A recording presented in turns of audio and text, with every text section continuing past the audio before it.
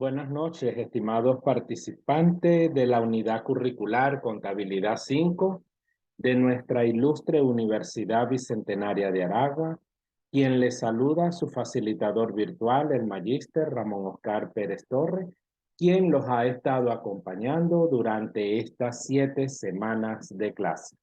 Bienvenido a nuestro tercer encuentro síncrono en esta semana número 7, el cual vamos a hablar un poquito sobre el ajuste por inflación inicial. El ajuste por inflación no es más que una actualización inicial de los activos y pasivos no monetarios que se deben realizar de acuerdo a las normas establecidas en la Ley de Impuestos sobre la Renta, y el cual genera una variación en el patrimonio neto. Fíjese que decimos que es una actualización, es decir, una actualización de esas cifras históricas que manejamos en nuestro estado de situación financiera. Seguidamente tenemos el basamento legal y nos paseamos por una serie de leyes, reglamentos, códigos que nos manifiestan legalmente ese basamento del ajuste por inflación inicial. Tenemos primero el Código de Comercio, en su artículo del 30 al 45. La Ley de Impuestos sobre la Renta y su reglamento establece que la Federación maneja la condición para reexpresar. Luego tenemos las normas internacionales de información financiera en su sección 31. Tenemos las normas internacionales de contabilidad, la NIC 29, para grandes entidades. Y tenemos la BANNIF, que debemos ajustar porque nos considera una economía hiperinflacionaria. Recordemos que en Venezuela es considerado por los expertos en la materia como una economía hiperinflacionaria. Luego, si una entidad no está bajo las normas internacionales de contabilidad, o sea, de información financiera, ¿qué le queda? Acogerse a la Declaración de los Principios de Contabilidad, ya derogados prácticamente, la DPC número 10. Tenemos contribuyentes sujetos al ajuste inicial por inflación. Nos dice que los contribuyentes sujetos al ajuste inicial por efecto de la inflación, a que se contrae en el capítulo 1 del título 9 de la ley, dice que son todos los comerciantes industriales y quienes se dediquen a actividades bancarias, financieras, de seguro, reaseguro o explotación de minas e hidrocarburos, y aquellas actividades conexas, tales como la refinación, el transporte y aquellos que están obligados a llevar los libros de contabilidad. Aquí podemos pasearnos por el artículo 173 de la ley. En consecuencia, están sometidos a solo fines de la aplicación del tributo aquellas personas naturales y herencias yacentes, las compañías anónimas y las sociedades de responsabilidad limitada, las sociedades en nombre colectivo, en comandita simple, las comunidades, así como cualesquiera otras sociedades de personas, incluidas las irregulares o de hecho. Fíjense que nos estamos paseando, ¿verdad?, por quienes están obligados a cumplir con el ajuste por inflación inicial. Dice además que las sociedades, fundaciones, corporaciones y demás entidades jurídicas o económicas no citadas en los literales anteriores. También están sujetos a esta normativa los contribuyentes que se acojan al sistema de reajuste regular por inflación, siempre que habitualmente realice actividades empresariales no mercantiles, y lleven en forma debida sus libros y registros en la contabilidad. Fíjense que cuando nosotros hablamos de ajuste por inflación, tenemos el ajuste por inflación inicial y en los periodos siguientes, o sea, los ejercicios económicos siguientes, ya lo que hacemos es un reajuste, ¿ok? Que eso lo vamos a ver en nuestra unidad número 4. Tenemos importantísimo, ¿cómo determino yo el factor?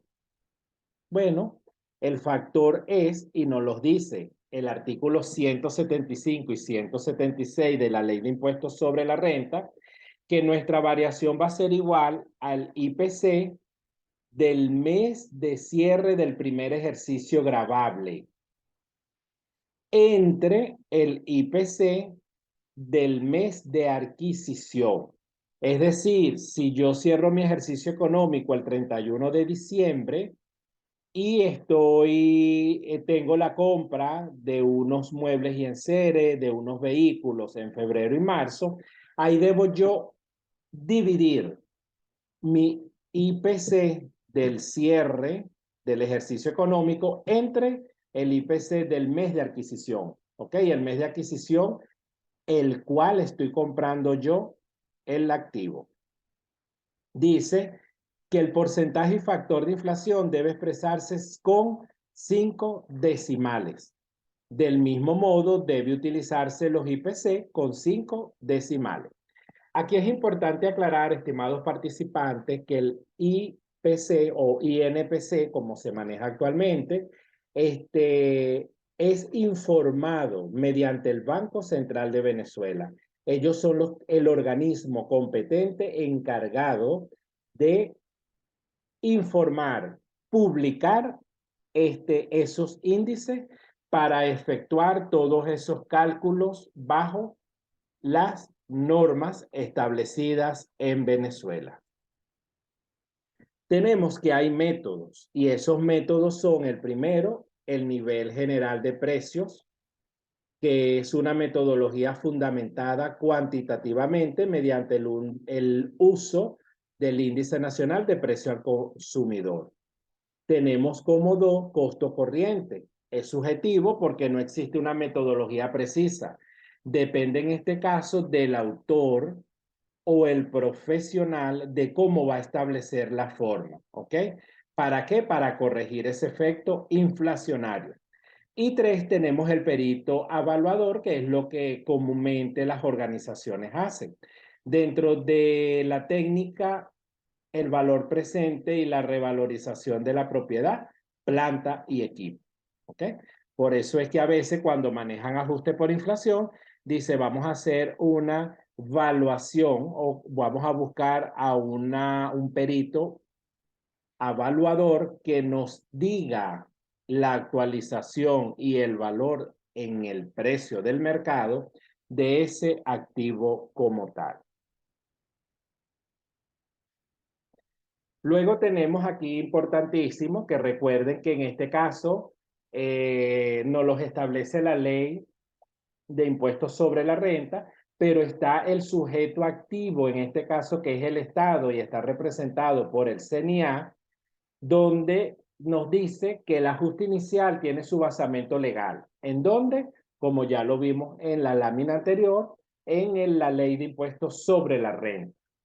Y que se puede pagar hasta 3 porciones, es decir, 10 unidades tributarias, 3 o 2 cuotas consecutivas y se debe respetar las fechas de la declaración. La primera porción va con la declaración, sin duda alguna.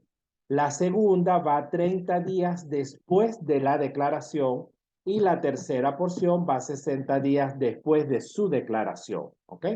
Fíjense que aquí es importante, estimados participantes, que recordemos que el CNIA maneja calendarios fiscales y esos calendarios arropa tanto a empresas con figura contribuyente especial como contribuyente ordinario y tenemos que regirlo. Pero cuando son menor a 10 unidades tributarias, simplemente nos maneja una sola cuota y esa se presenta una vez que se haga la declaración del ajuste por inflación inicial. Es importante, se presenta y se declara una sola vez en el ejercicio económico. Así, la compañía demuestre en su estado de resultado pérdida en el ejercicio económico. Bueno, estimados participantes, ya para finalizar, los dejo con este pensamiento, esta reflexión, donde dice que la verdadera sabiduría está en saber que nunca terminas de aprender. ¿Qué quiere decir esto? Que la vida es un aprendizaje continuo, que continuamente nosotros estamos aprendiendo, continuamente debemos estar formándonos y continuamente debemos capacitarnos. ¿Para qué? Para ser profesionales actualizados. Bueno, estimados participantes, un abrazo en la distancia, cuídense mucho, nos vemos en nuestro cuarto y último encuentro síncrono, Dios mediante, en la semana número 9. Que tengan todos una feliz noche.